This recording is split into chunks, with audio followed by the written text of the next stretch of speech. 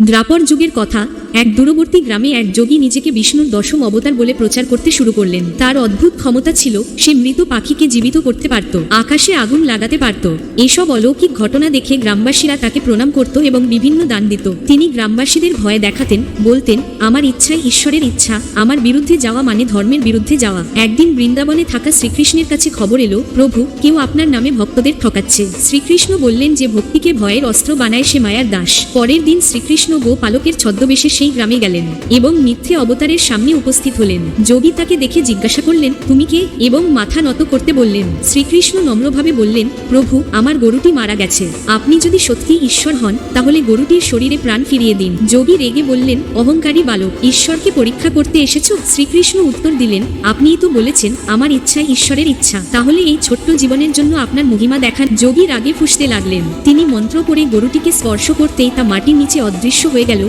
এ ছিল কৃষ্ণের মায়ার খেলা। তার শক্তি উল্টো কাজ করল।